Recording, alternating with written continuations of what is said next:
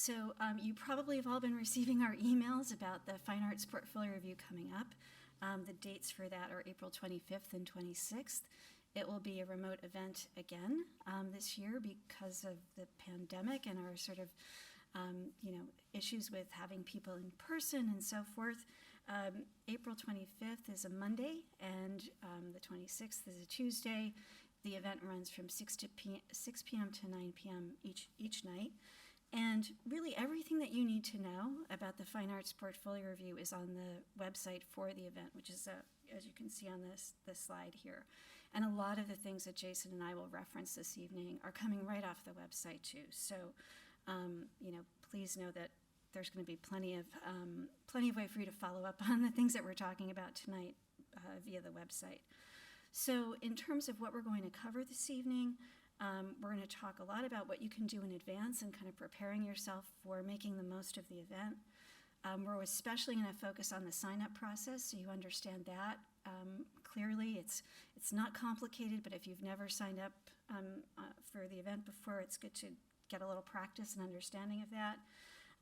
We're also going to talk a lot about what you can expect with the meetings that you'll have with reviewers. That includes the kinds of questions to ask that would be appropriate, how to show up, literally, like how to appear in terms of appropriate dress and so forth. We're also going to talk about the follow-up process after your meetings with reviewers, because this is kind of your golden opportunity, actually, to begin to build a network of professionals in the art world that can last for quite a long time if you choose and if you are strategic about thinking about how you do your follow-up. And then naturally, as I said, we'll address your questions too at the end. So the first thing that might be on your mind is like, well, who is attending this event? Who are the reviewers, and who are these people? So generally speaking, the Career Center has engaged with a lot of fine arts professionals for a number of years now. These are folks that we know well, whose work we know well, and who we are excited to help connect you to them and the reviewers to you. Those reviewers include people who are cultural producers, which I'm really happy to say this year we have some new reviewers who are really focused entirely on culture and outreach within cultural organizations. We have naturally gallery owners and directors, curators, both independent curators and museum curators involved. There are folks coming from arts organizations that engage with artists around the work that they do. We have folks coming from residency programs who are interested in talking with you about their residencies and how you would apply to them, should that be of interest to you. We also have art consultants and people who do art buying and art pricing and that type of thing attending. So I think one of the most important takeaways from tonight is that we really want to encourage you to take a close look at the reviewer list, which is, again, on the slide right here. You can see it. And in any case, you can click on the organizational name and hyperlink right to the organization or the individual and see the type of work that they're doing. So knowing who's going to be in attendance and you making some decisions and prioritizing who you want to meet with is a really good idea. It will help you in the sign-up process, and we'll talk about that later. So that's what I mean by really researching and understanding who's going to be available to meet with you. I would really, really encourage you to consider multiple points of view. There are a lot of folks who are attending this year who represent a really broad array of the art world professionals, and in a lot of senses, the hope that we have for you in attending this event is that you're getting a sense of who all these different types of people are, so that you have a broader perspective on what the art world is all about, professionally speaking. The practical piece of this is too, as you are making decisions about who you'd like to meet with, you can favorite them in Artworks, and then you'll be all set when it comes time to do the sign-up process. So I'm going to kind of walk through some of the folks who are in attendance this year, just to give you this point of view about who's going to be available for you to meet with. So as I mentioned, for the first time really ever, we have cultural producers involved. In this case, I'm mentioning just like, I can't tell you about all the reviewers, obviously. There are 50 or so of them, and we would be here for a very long time. So I've really just decided to highlight people that I think that, are good examples of the types of organizations that'll be in attendance. So Tiffany Bradley has developed or is launched an organization called Colored Criticism. And Tiffany was a student at Brown. I knew her when she was a senior at Brown. And this is probably, oh my gosh, maybe 15 or so years ago, quite a while ago. Her first job was with the Americans for the Arts, which is a large national arts organization. And she's had a really long and interesting career since. And of course, now she has her own organization, nonprofit, Colored Criticism. And if you're interested in the work that she does, certainly talking with her would be a great idea. So just briefly, I've kind of pulled a couple of snippets to give you specifics. So Colored Criticisms convenes people of color to be seen and heard in the arts. Projects focus on the voices of artists, audiences, and professionals historically sidelined from cultural criticism. We conduct lovingly critical conversations with a light touch and a bright spirit. And that really sums up who they are and what they're doing right now. The Carnival Queens is actually from Tiffany's website, and it is a short documentary about the Carnival of West African women that was produced in Brooklyn as an annual event. So just to give you a quick glance at that type of work that she's been doing. Nyama Sandy is also a person who I would call a cultural producer.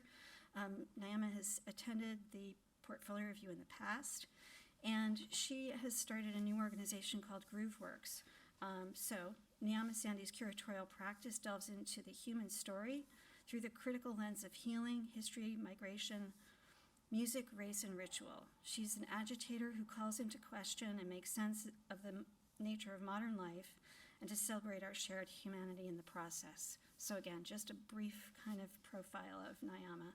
And I was also really happy that the visual kind of screen capture I could give you was to her LinkedIn profile. And I think so often we don't associate fine arts with LinkedIn usually because it seems sort of antithetical, I guess, to the art world in some respects. But in this case, I would really urge you to take a look at Nyama's LinkedIn, if you have a LinkedIn yourself, and just get to know her a little if this is somebody that you'd like to meet with.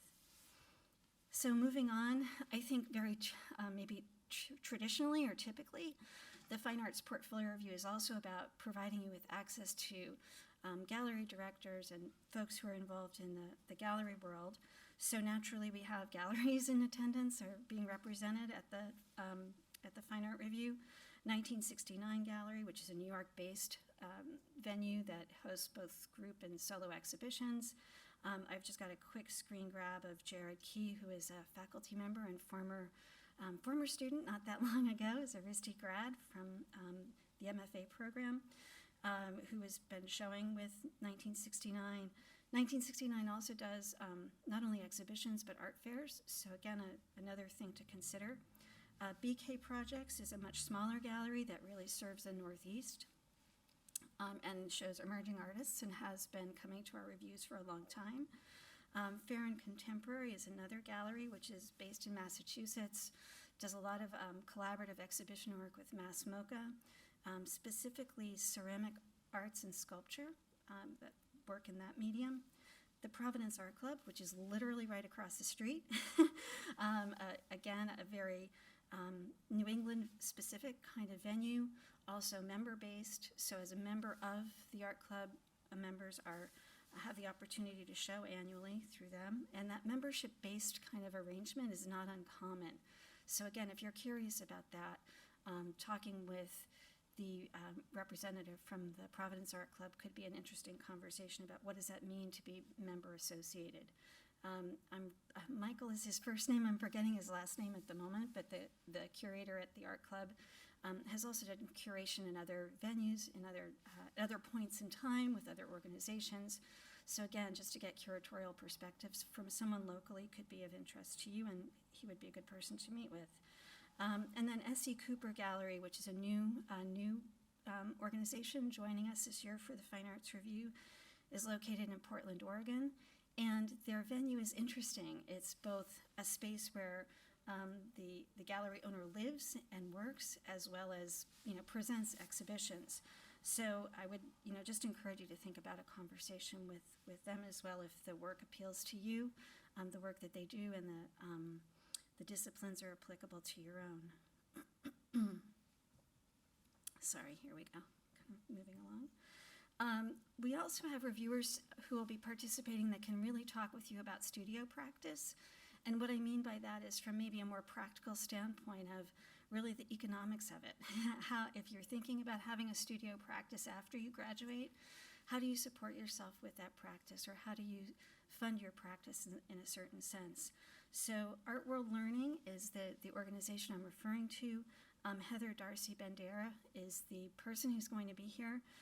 Heather also is a co-founder, I should say, of The Remix, which is also her own kind of creative venture where she does a lot of artist interviews with her colleague. I forget her partner's name offhand, but she does a lot of arts interviews. She's a writer. She's produced writing about the business of art and that type of thing. We also have Kate Anderson, who's joining us this year. She is basically an art advisor and a curator herself. She worked for Boston Art for a number of years, and in that role, she was in the realm of buying art for public spaces. So a really great person to talk to if you're interested in talking about questions about pricing your work and selling your work potentially in the future. Uprise Art is another terrific organization, also new to the review this year, and they are also art collecting and art advising service. So again, just some quick screenshots of those websites. Curators, of course, are all part of this mix too. Anti-Mag and Curatorial is a curatorial project of Audra Lambert, and Audra has participated in our programs before. Really excited about coming to RISD and meeting with all of you. The Monira Foundation, again, is another organization which is really about primarily focused on curatorial practice and building interesting interdisciplinary shows.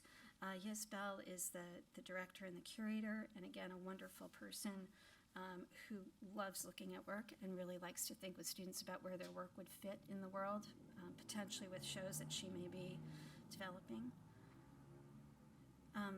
Yes, reminder to self, Monira also has a residency program, so just another added element that you might have interest in and a good reason to meet and talk with Yisbel.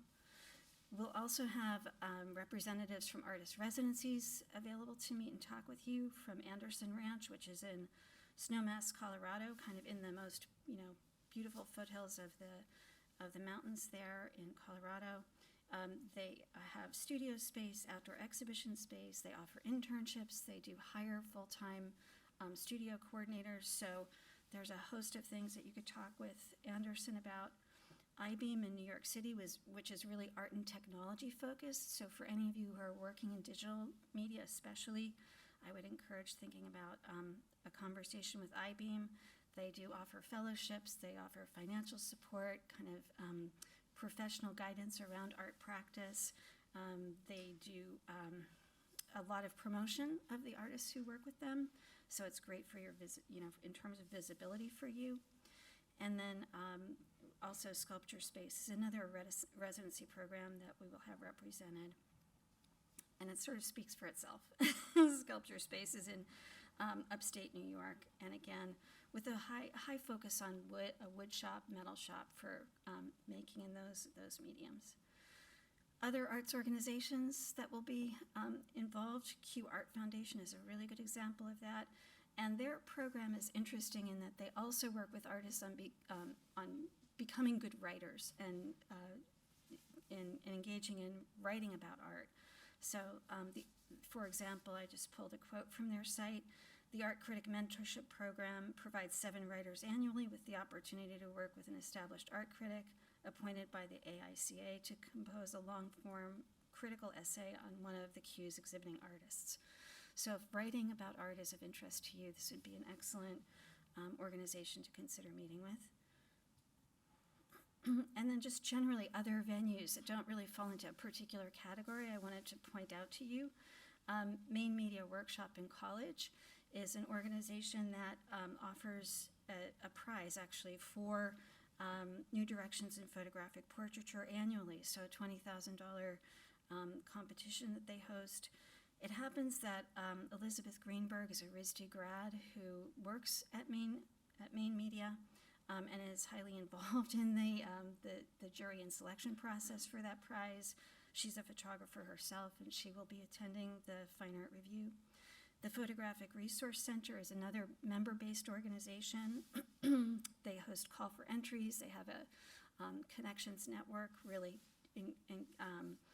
a resource for connecting their members to resources outside of the organization for all purposes related to professional development, supplies, materials, and that type of thing. And it also happens that Jessica Burko, who is a RISD grad from photography, is involved in managing that program. So again, Jessica would be a terrific person to speak with. And then lastly, Urban Glass, which is new. I'm pretty sure they're new to the event this year, but if you are a student from the glass department, you would know Urban Glass probably. You may have heard of them even if you're not in the glass department. They're an amazing organization in New York. They offer fellowships, scholarships, studio space. They hire interns, they employ artists, and they also run open calls and have volunteer activities available. So again, just from like the spectrum of all the kinds of things that you could be talking with people about, I hope you're getting the sense of this. We also have independent artists who are successful practitioners that are available to meet and talk with you. Emily Weiner, who's an exhibiting artist and adjunct faculty member. She's also attended residency. She's done critical writing. She's also done curation. So really, truly, like all of that stuff in one, in this one person's life experience is what you can tap into if you care to meet with Emily. Eric Foreman is a founding member of BioArt in New York, a collective pairing artists and biologists, design and architecture and new technology. So again, Eric's focus is very particular, but could be of high interest to those of you who work in those discipline areas or interdisciplinarily in those areas. And then lastly, Faith Levine, who is a queer feminist artist. She worked for a time at the Kohler Art Center as a director there, which is also an interesting career path that you might want to have a conversation about with her. She does curatorial projects, consulting, again, writing. She's worked on documentary films and done other kinds of happenings. So now talking about, shifting, again, gears a little bit into the museum world. The Boston Children's Museum is going to join us for the first time this year. And I did have a conversation with Sage, who is the woman who will be, she's the director of education, who will be attending. And I asked her, Sage, what would a RISD student, how could they get to know what's possible at the Children's Museum for them if they were interested in showing their work? And I was delighted to find out that they do have exhibitions of artists' work that complement their children's programming. So for any of you who are interested in what that might entail, I would say definitely talking with Sage would be a good idea. And I'm just showing you a couple of examples of artists who have been in that scenario. So Wumi Kim created a show which is called Looking and Seeing, and Chanel Thurville is an arts educator who did an installation piece at the museum. There's also the Griffin Museum of Photography that'll be involved in the review this year. It's, again, a member-based museum, or member-based exhibitions, I should say, by creative artists using photography naturally as the primary medium. And you can take a look there as well and see what you think. And if you're interested, Griffin would be happy to talk with you. And then lastly here is Museum of Arts and Design in New York City. And they actually host a really interesting residency program, which I wanted to mention to all of you. A 6-month program, stipend and studio space. And that residency actually engages directly with their museum education program. So artists who are working as residents are also engaging with the public around their work. And that could be of interest. So I think, Jason, this is where you're going to take over. So thank you for being attentive, because I know there's a lot of information I've been sharing around who's going to be in the room, but or in the space, in our virtual space, I should say, not in the real space. But I think it's so important for you to give good consideration to who you want to meet with, and understand that this is, of course, first and foremost about your work and getting feedback about your work, but almost as, I think equally important is each person who is reviewing has a wealth of professional experience that you can ask them about. You can tap them with your questions around things that they've done that might be of interest to you, to learn and understand how did they achieve whatever that thing is, or how might you engage with something that they have done and really kind of consider your work in relationship to that. So I hope that this is an exciting list of people that you're discovering tonight, and we'll continue to do so over the coming days. And I'm going to turn it over to Jason to talk about the next sort of half of material that's all about sort of the logistics and machinations of what comes next. All right, thank you. Hey, everybody. So I will be reviewing a lot of the details around signing up for the Fine Art Portfolio Review. And like Susan had started with, everything that you need to know is available on the website for your reference. So definitely take us up on that aspect. And I'll be reviewing details of the student sign-up process. And that little icon over there to the right on the student sign-ups page does provide a lot of the same exact slides that I'll be running through. So keep that in mind as a backup. Okay, so to start with, the sign-up process will be taking place in Artworks. You used Artworks to register for the event tonight. You use Artworks to apply for jobs or internships, to register your internship, to book an appointment. We really try to run a lot of different things through this one system. And that's the URL for it right there. Just to get this out of the way, we host this service through a provider called 1220. And that's really as much as you need to know, because we don't think you should have to care about much else other than that. With this system, we are providing schedules for the portfolio reviews, and each schedule has 7 potential time slots. And just a little preview, we have some popular organizations that typically enjoy a lot of attention from students. And just knowing that we've got 7 time slots available on a given schedule, that does mean that it can be competitive for some of these organizations. So being prepared and coming out tonight and being a part of this presentation will help you be as efficient as possible in the signups. But I also think that one thing that I'd like to get out there right away is that for these representatives that are coming, they definitely want to engage with you all. Just as a point of reference, we opened up registration and we sent out one message, and we got the bulk of the reviewers signed up in very, very short time. So these people were eager to get on board. If they were only limited to meeting with 7 students and that was their only engagement, that would be a real downer for them. Fortunately, and we'll be going through this tonight, everybody that's interested can submit their resume or CV, and we'll be encouraging these reviewers to follow up with you or to welcome your follow-up. So while they may only meet with 7 students, they're very interested in all the subsequent outreach that they'll get from all of you for those popular organizations. So because we're talking about this different platform that's separate from RISD, it is important to get some terminology out of the way. So we've been talking about portfolio reviews all night. Technically, in the system, a portfolio review is facilitated by an on-campus interview, or it's called an OCI. We apologize for this term. We would much rather change it to portfolio review, but we're stuck with it. So we want to make sure that this is clear. When we're talking about a time slot for a portfolio review, they actually call it an interview in the system. This does not mean that you're getting a job interview, so just bear with us. It's really the vehicle that we use for portfolio review.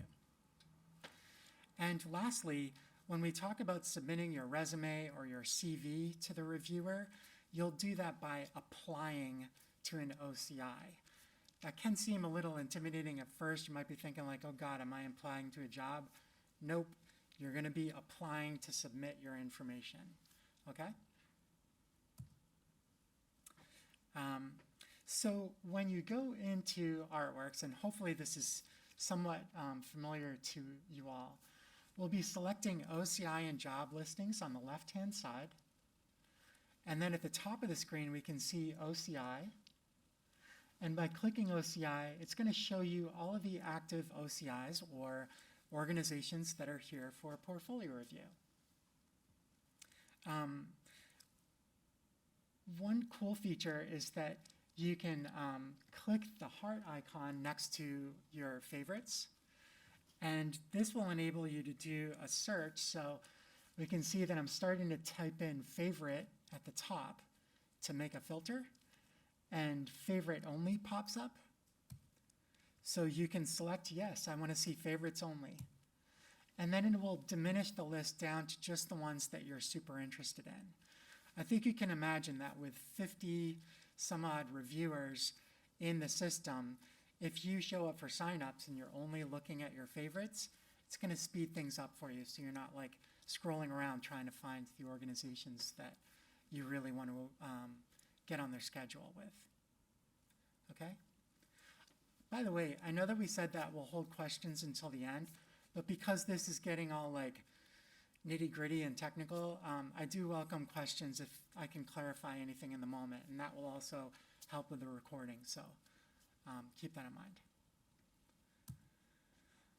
All right, so signups, let's talk about it. So before we get into signups, there are some things that you can do to get ready. For starters, it's good for you all to know that signups are first come and first serve. And there are some review times that may fill up quickly. I think I've alluded to this, but I do just want to make sure that that's clear. It's great to create a top list of organizations in advance to speed up your registrations. Or we can use that trick that I just showed you about favoriting OCIs that you want and then looking at just your favorites. That's very effective. And then you want to load your resume. Even if it's a CV, you'll use the resume feature to upload your resume or CV into your Artworks profile in advance.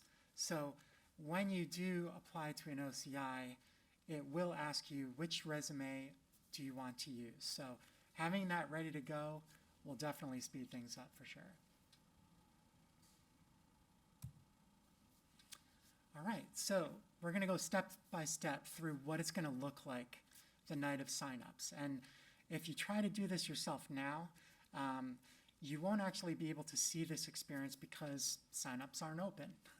We open them up at 6 p.m. on April 20th. Okay, so that's Wednesday, April 20th. It's next Wednesday at 6 p.m. And we do recommend using a laptop for this. You could do it on a phone or something, but you'll have a better time on a laptop. So you'll go and log in as you normally would.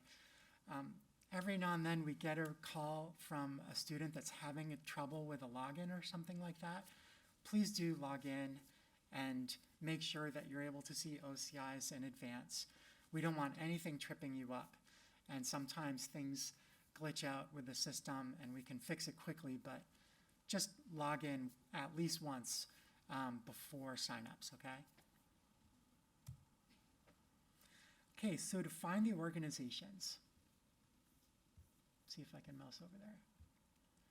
So to find the organizations, and I did talk through this a bit, You'll go to OCI and job listings.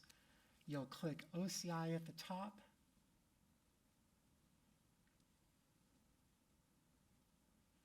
And then you'll see, and this is just a test run, so it's a very small number, but you'll see the OCIs in that window. And as I said, if you use the favorite feature, you'll also set a favorite filter.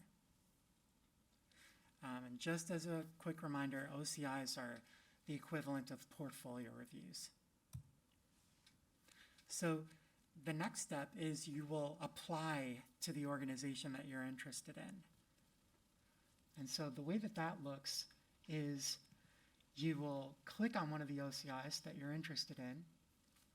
You'll click the blue apply button in the top right, and then it will ask you which resume to use, and you hit submit. And then it tells you if you've successfully applied.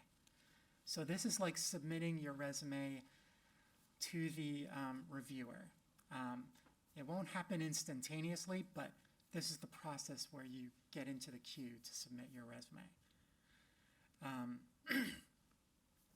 We do have a limit on the number of applications you can make on the first night. This is a way for us to try to ensure that it's equitable for everyone. So we don't want somebody that might be stuck in studio or something like that to miss out on all of the time slots. So we do set a limit on the first night. So you've applied to the OCI.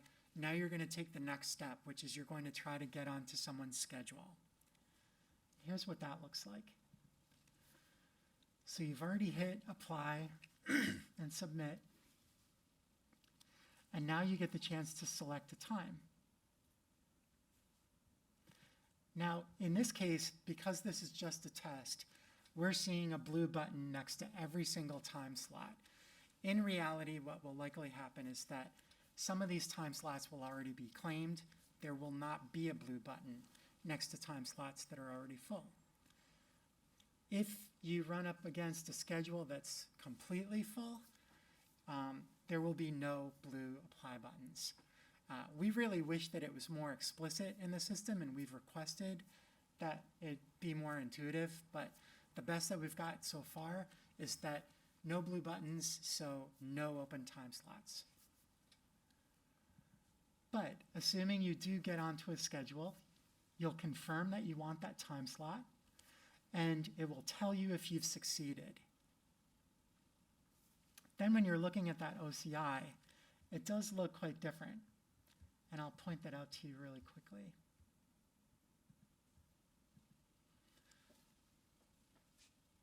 So when you look at the status on the screen, you can see that the interview was scheduled.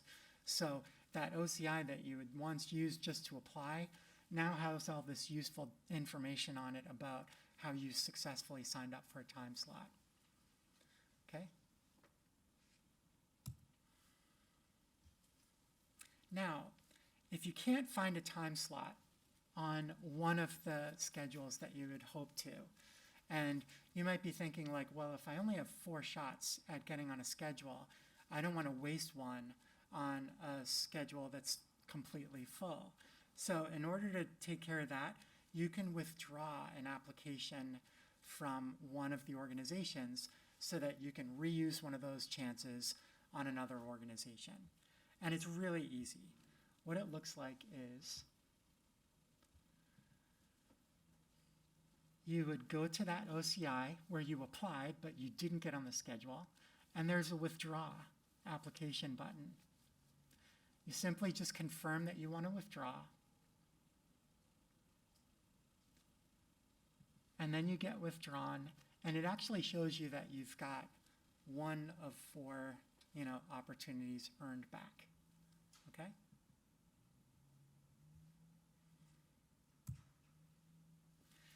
Now, that covers the first night. You're signing up for 4 time slots. And we've talked about ways that you can speed up the process to improve the odds so that you can hopefully get onto some good schedules. Now, the following day, on Thursday, which is the 21st at noon, we're going to take away that limitation, that 4 application limitation. This will give you the ability to sign up for more times, apply to more organizations. So maybe you max out at 4 time slots on schedules, but you could apply to 4 other OCIs to submit your CV so that you could follow up with them after the event or something like that.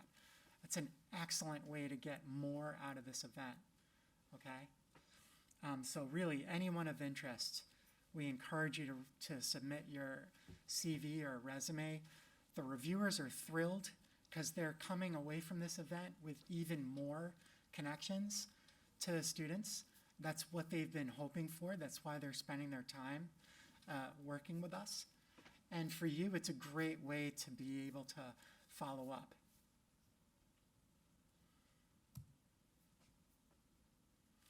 And so, yeah, I have made this point. You want to apply to any organization of interest.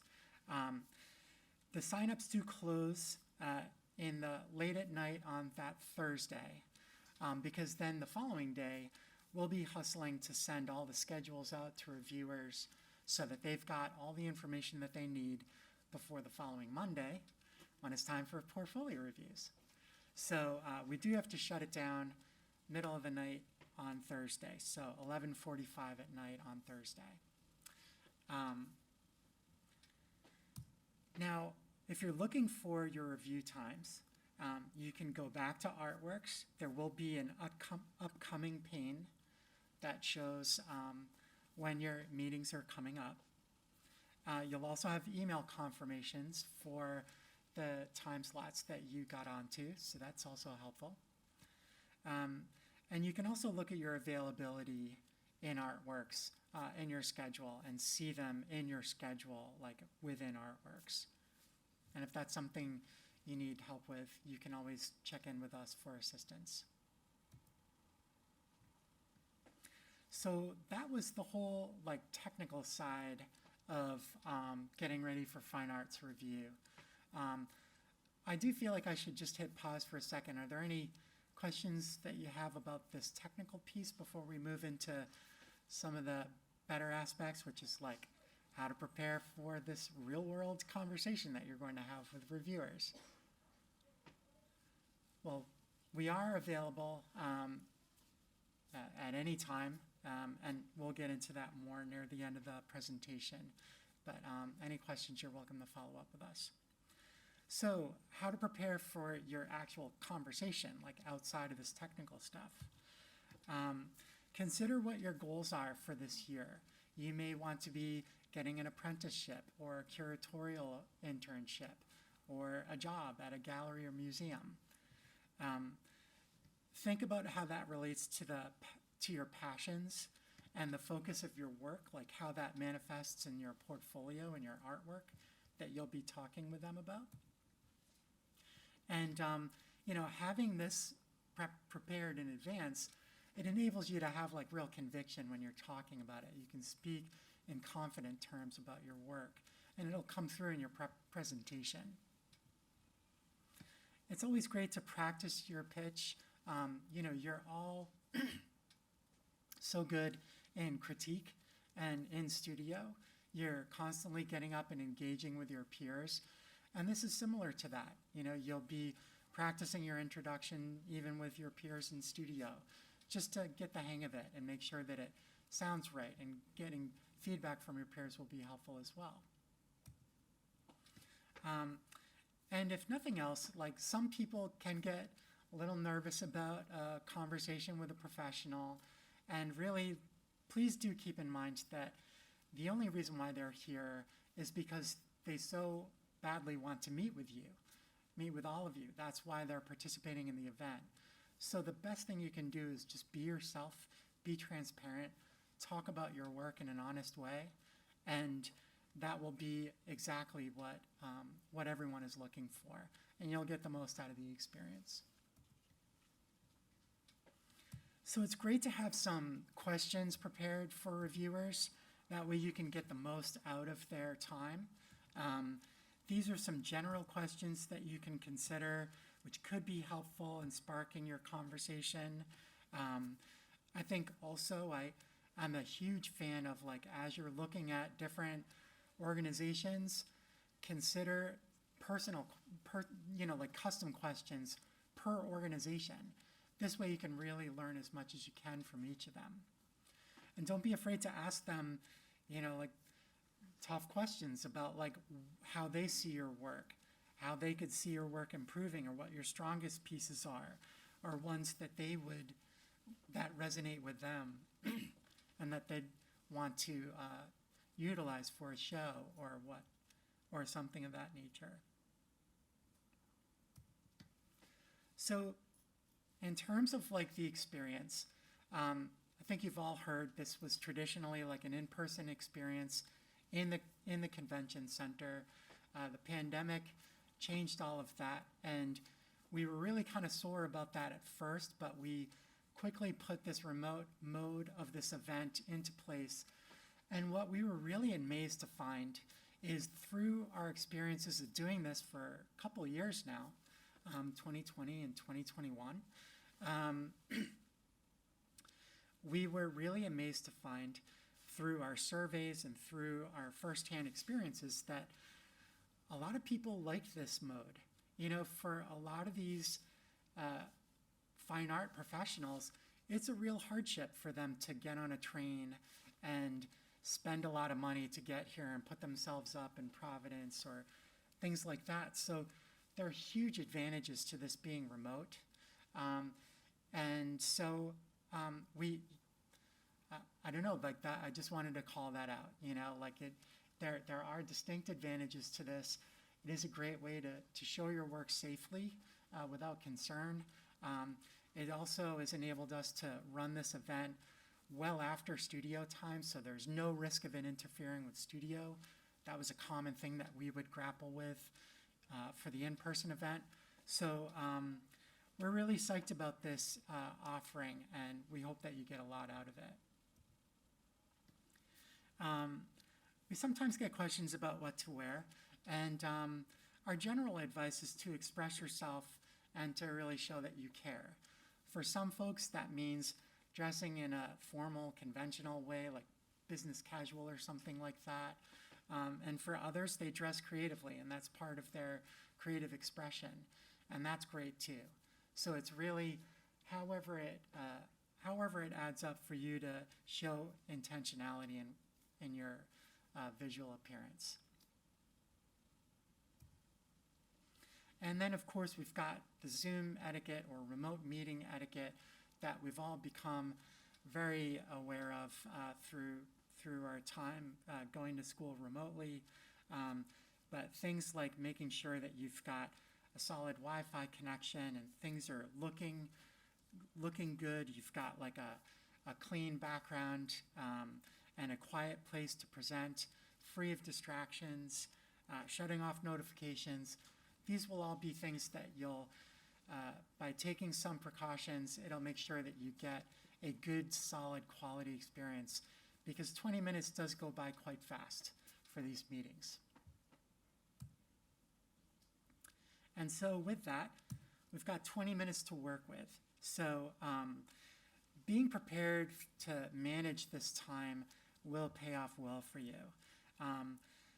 I think that a good way to cover all bases is to start by asking the reviewer, essentially, like, would they like to have you run the session, or do they have specific questions and specific things that they would like to see?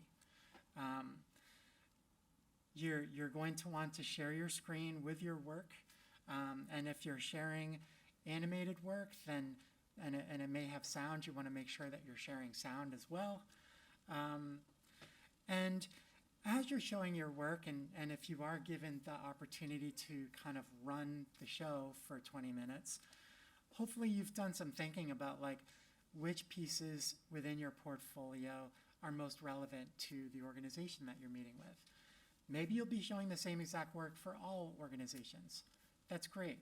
But if the organization and their angle has any influence over what you show, then consider that as an element of your presentation.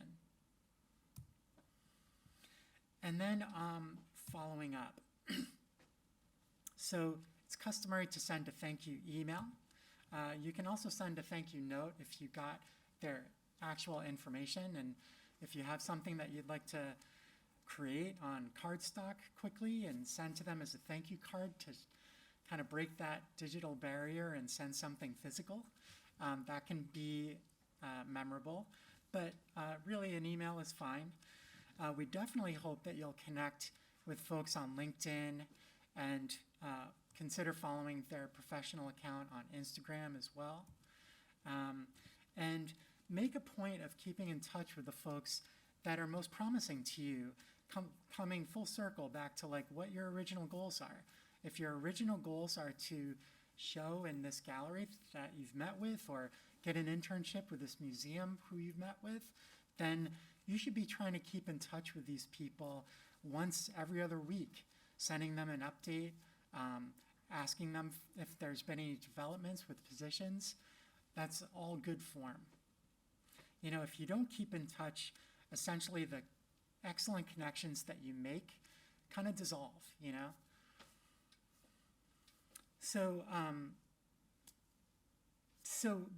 one of the things that we do share is like a guide. So a common question that I get is like, I just wrote to this organization like 2 weeks ago. What am I going to say now? Like, I haven't heard back. So a good thing to do is to look at their organization and their work. Maybe you see that they've got a new, they've been published in a magazine, or they have a new exhibit, or you saw a new favorite piece at a museum that you wanted to remark on. Show that you're following them and that you really admire their work. And then you're also working on really cool stuff at school, and they obviously love seeing new work. Maybe you have a work in progress with a couple of images that you could share through an email and give them an update on developments and your progress towards the summer. And then just reiterate your goal, which is to get an internship or to join their team in some way. We have a page on our website that is dedicated to networking as well, which I'd encourage you guys to check out. Covers a lot of these topics. And, you know, another thing that I would just mention when we're talking about LinkedIn, it's really important to remember the value of this website for the Fine Art Portfolio Review website. We put this list of organizations each year that come to RISD looking for talent, right? And at the top of that page, there's actually like a link to the reviewers that came to the event. And this is a great reference for you down the line. Sometimes we even meet with alums who are looking for further engagement with our partners. They think that we've got like this, you know, this list of, you know, emails or something like that. And essentially, like, this is what we use. We use our website, the Fine Arts Portfolio Review website. So do keep it in mind for networking. And then, you know, when we're talking about reaching out to people on LinkedIn, it's helpful to have some structure on how you might phrase outreach. So in this instance, if we were trying to reach out to Audra, is that Lambert? Yeah, Audra Lambert. If we were able to meet with Audra, you could imagine a message that's along the lines of like, it was great meeting you at Portfolio Review. Your advice and suggestions were helpful. I look forward to sharing new work with you in the future. Please join me on LinkedIn. Or if we didn't get to meet with Audra, and this will be a common situation for folks that didn't get on someone's schedule, just mention transparently, like, I was hoping to meet with you at RISD Portfolio Review, though I was unable to sign up on your schedule, and I'd like to invite you to join me on LinkedIn. So either scenario is perfectly professional and has a lot of potential. And again, this is really what these folks are hoping for when they signed up for Fine Art Review. LinkedIn also gives you, not only are you able to message people once you're connected to them, so like here, we can see someone that we're connected to with a blue message button. So even if we don't have their email, we can still talk to them through LinkedIn. And you're able to see what these folks are up to. So here we're able to actually look at Larry Mensah's profile and experience. That can give us insights into how he got his start and how he established himself. But it also may be some leads for you. Like, you may see that he had a past involvement with a past organization and may be able to give you an introduction to someone at that organization. So while LinkedIn is terribly corporate looking, it actually has like incredibly valuable info, even for fine artists that are on the platform.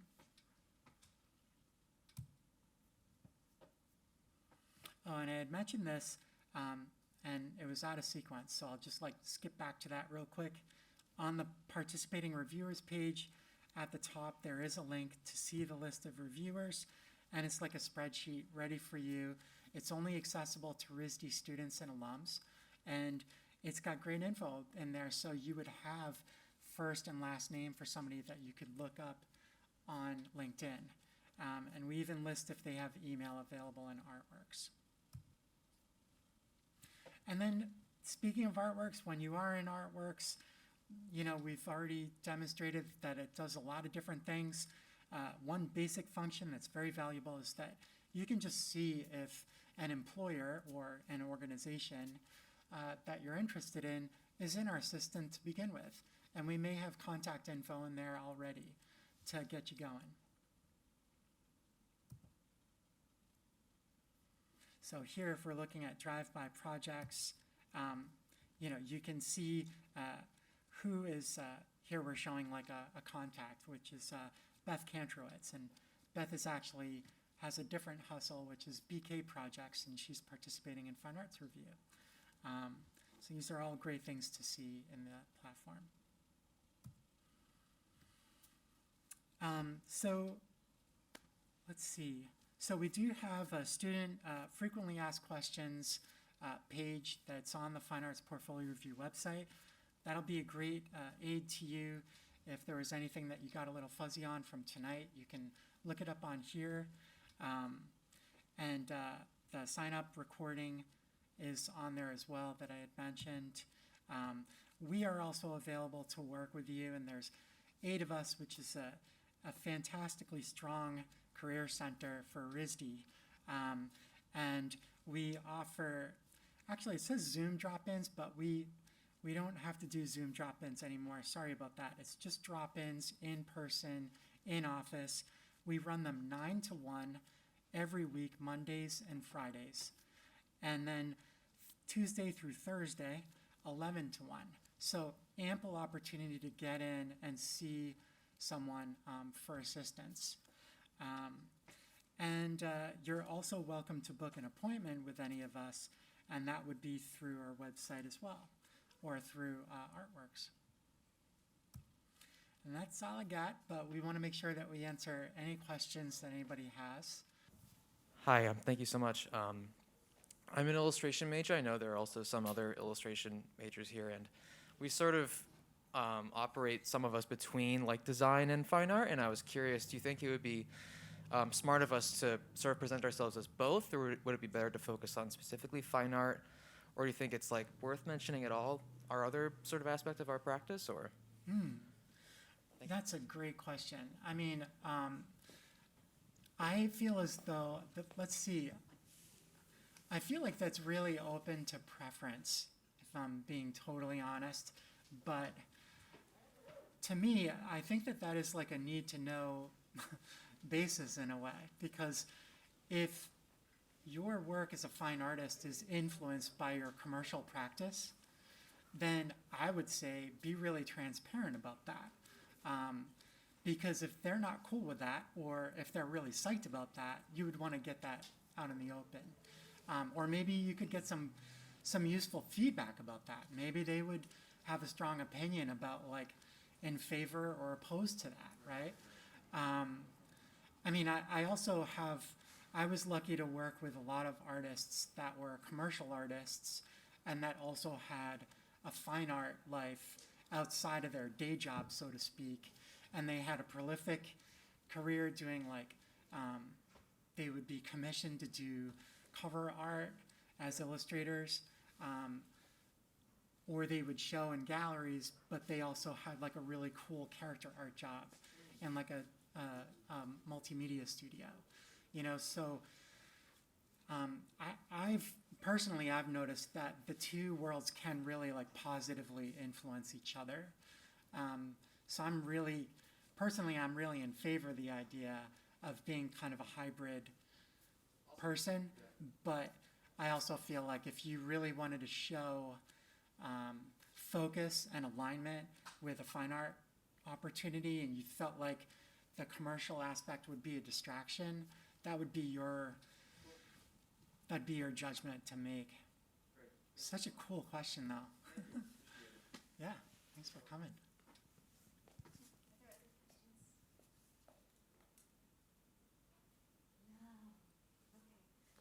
I think I have one more mention, and that is, this is a technical kind of point, but my recommendation would be work on your resume or your CV in the next few days. Get it to your liking. Come for drop-ins, have one of the advisors check over it if you'd like, because the resume that you upload to your Artworks profile is the one that the reviewer's going to receive. So you might, after the fact think, oh, I have updated my resume. I want to make sure that the reviewer receives that. The only way that that would happen after the sign-up process is upon meeting with them and actually presenting them with a new updated resume. So whatever is in Artworks next week when you're doing the sign-ups for whatever resume is uploaded to your profile is the one that the reviewers will receive. So just kind of keep that in mind. And it's not the end of the world, but it is simpler if what you want is already in place. So. Thank you, Suzanne. Yes, Good you're one. welcome. You're welcome. That is always a sticky one sometimes. Yeah. And I guess if there aren't any other questions, my parting words to all of you is that this is a really, I think we're very excited. Staff at the Career Center are very excited about providing you with this exposure, and we hope that you will make the most of it. It may be a little bit out of your comfort zone. It might make you a little anxious, but it's okay. It's understandable if that happens. However, this is the time to figure out how to do these things and how to have these conversations, because it is what is going to help you build your professional future. And in that way, it's really, really valuable. Again, drop-ins are available if you want to have quick conversations about the questions you're going to ask and so forth. Make sure to make good use of the resources of Jason, of myself, of Karen and Scott and the other folks in our office who are happy to talk with you. So on that And note. we're open for support That's during right. the event. Forgot to say. So during the event, any questions or concerns, we're going to be up from 6 to 9 the whole time available, and we can Zoom with you both nights. And we'll also be available for support on sign-up night as well. But yeah, thank you. So good. No, I think we're both kind of like just catching up. Yeah. All right, thanks everybody.